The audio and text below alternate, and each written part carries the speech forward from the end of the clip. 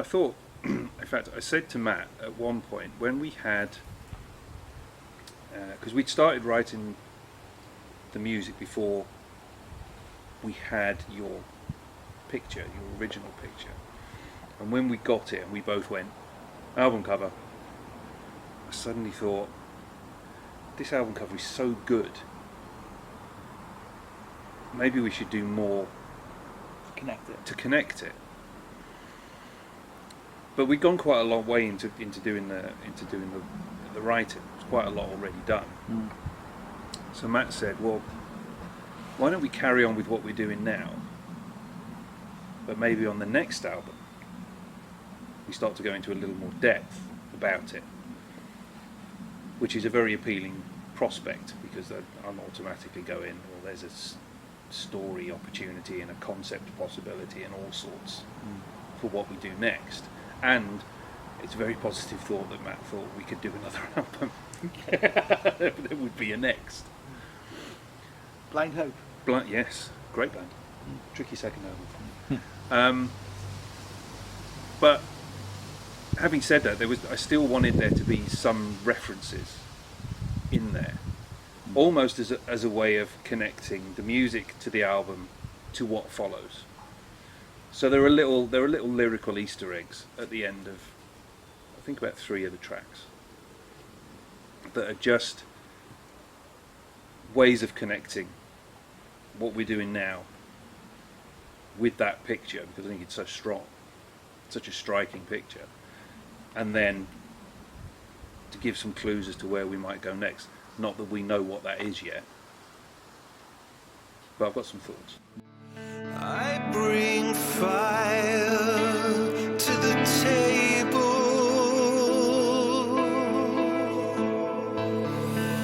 and light into the room.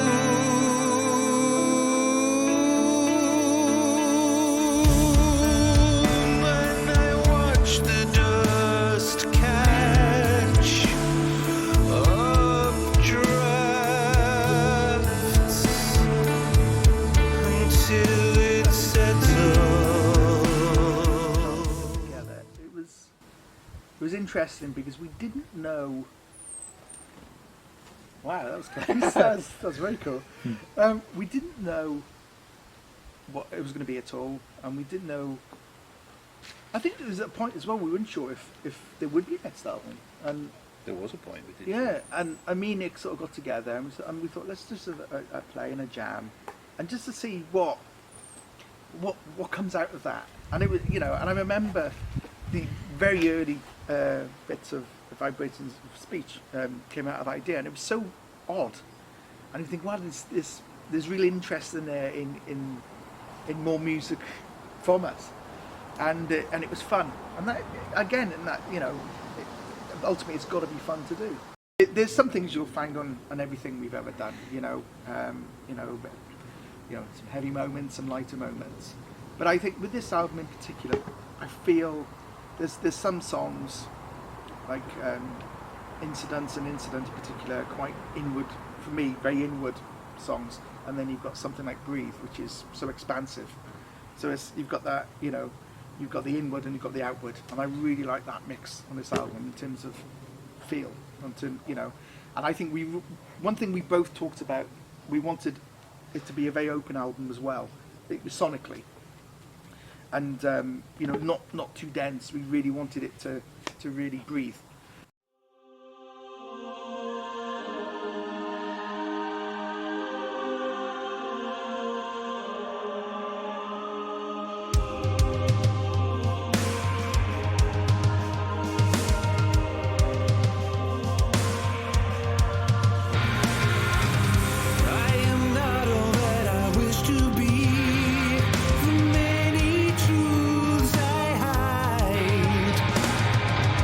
I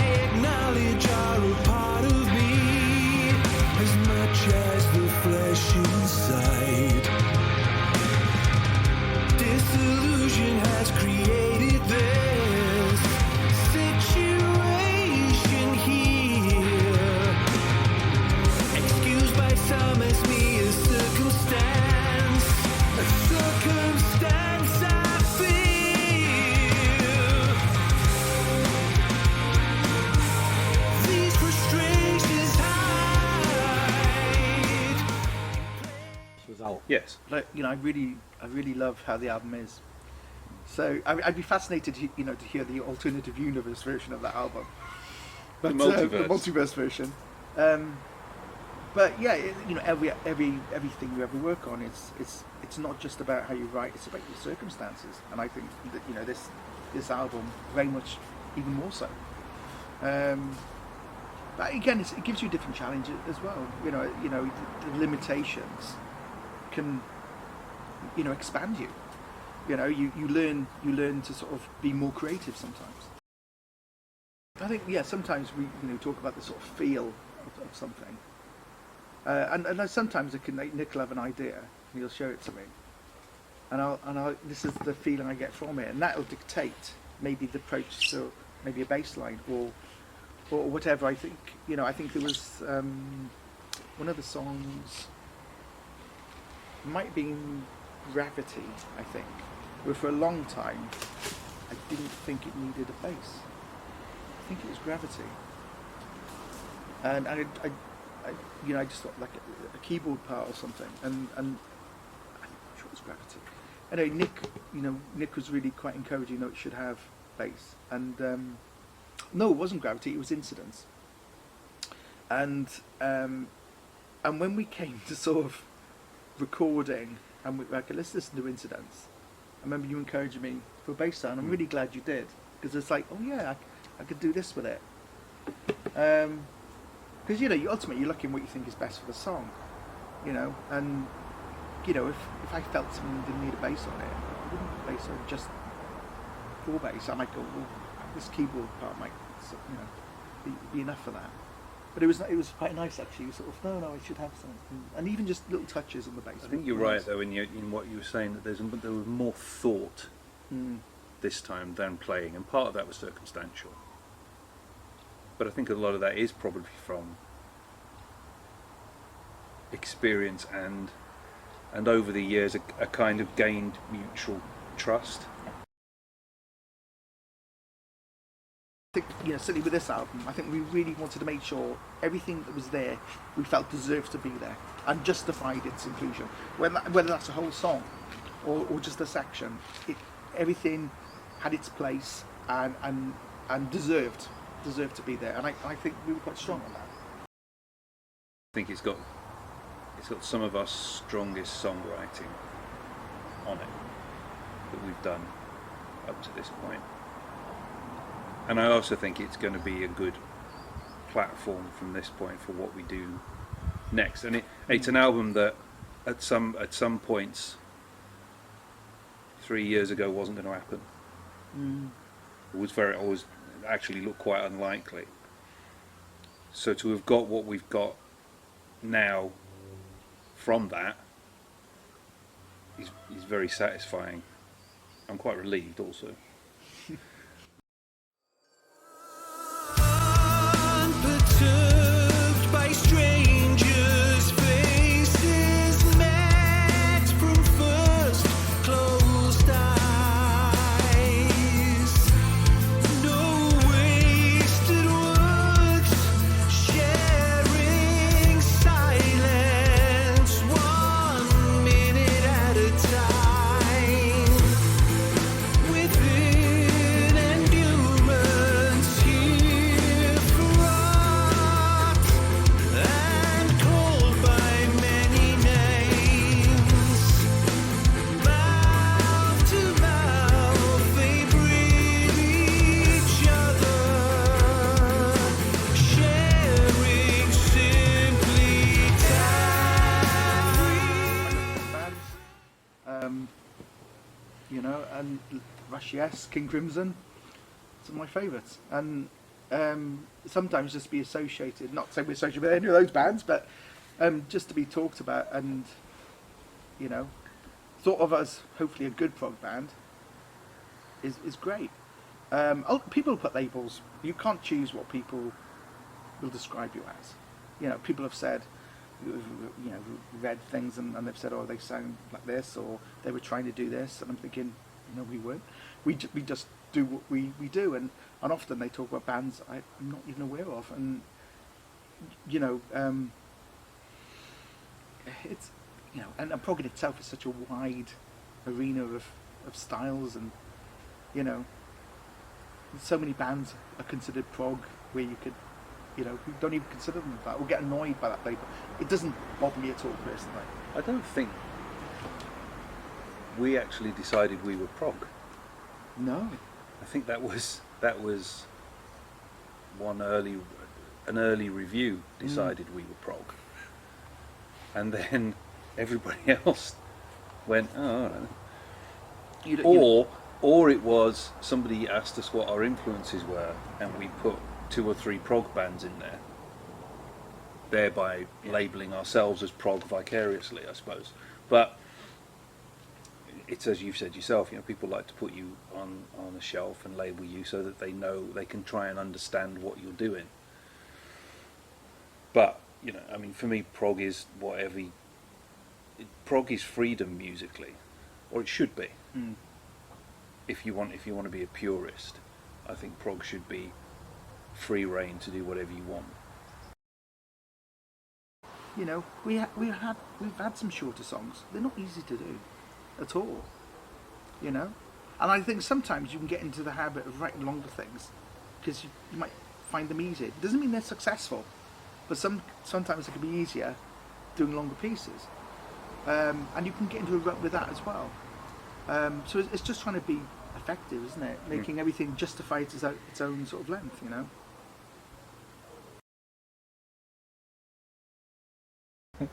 One of the most immediate tracks on the album for me is Incident. I remember Nick showing me his idea for that, and it was pretty. I think it was fairly complete when Nick showed me this, and it was one of those. I listened to it, and straight away I thought, oh, I really know what I want to contribute to that. Find the right words from within them all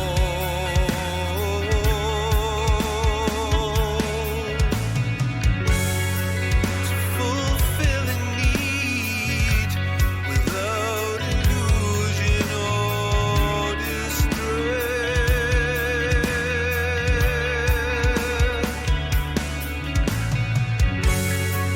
A darkened spirit that requires release, a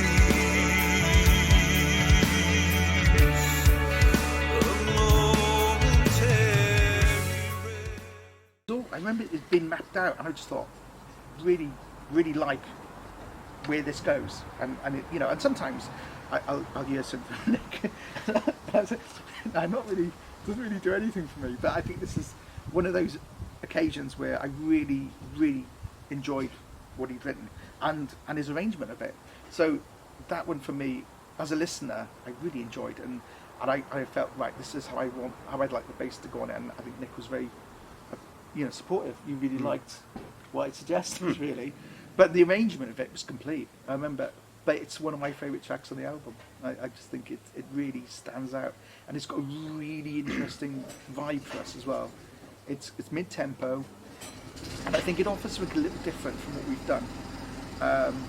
And again, the lyrics to that as well, I think really stand out for me as well. I think really, really great lyrics. You do a song now. Okay, I can do a bit more on that one actually. Lyrically, that one, I was really pleased with that one. It's about miscommunication, essentially. And it's about how an awful lot of miscommunication occurs because of misinterpretation, particularly now with the fact that we communicate an awful lot through the written word, which loses a lot. You lose a lot with the written word, in terms of cadence and intonation and inference. You get none of that, and it can cause significant problems. And we see it a lot in our. I see it a lot in my work,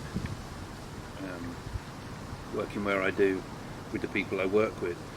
An awful lot of problems can come from a miscommunication or a misinterpretation of words.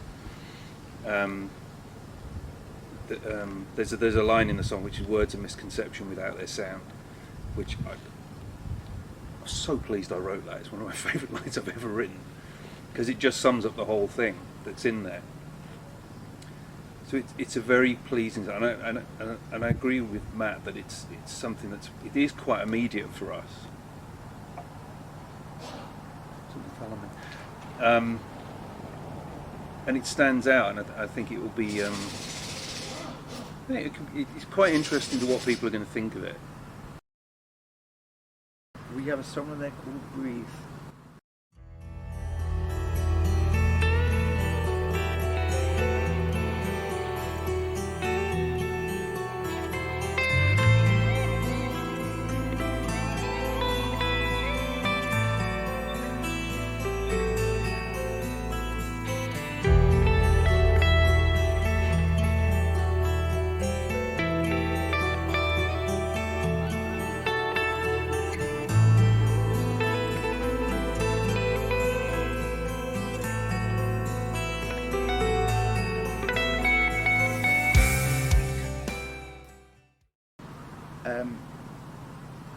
I really enjoy that song.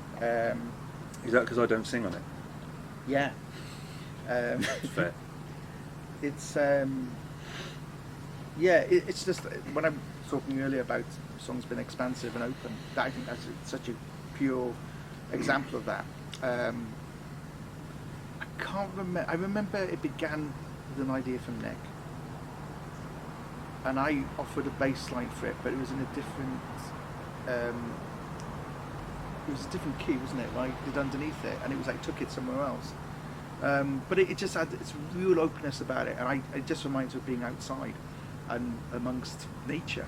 It's, and I think, the title "Breathe" for a long time the full title was "Now You Can Breathe," and it wasn't. And I was hoping people wouldn't think that was anything to do with COVID, because it certainly wasn't.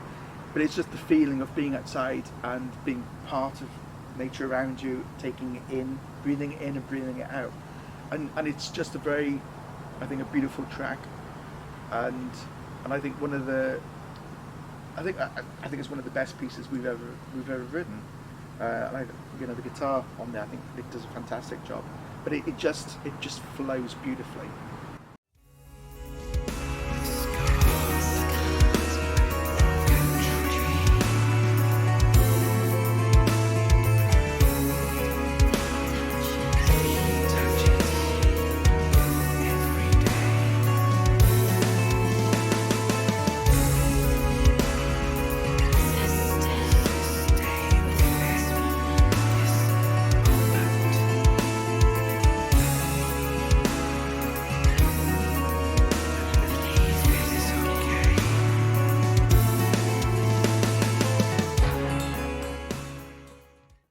Probably epitomizes the original notion of what we wanted the album to be, in terms of it's not crowded with instrumentation, it's quite open and it has an expanse to it, but equally it sounds quite compact, but it really breathes, to warrant a better word that I can't think of. I didn't intend that to be an instrumental. I fully planned to put a melody to the original idea that I'd sent to Matt, and he was adamant from day one that it should be an instrumental.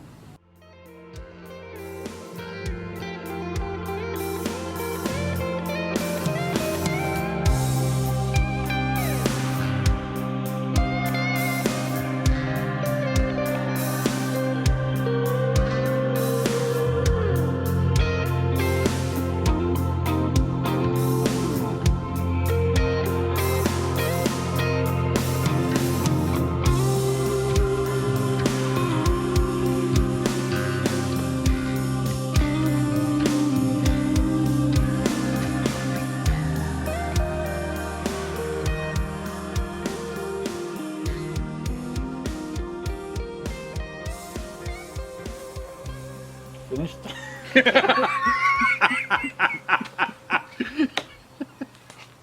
You might have to say that after every question.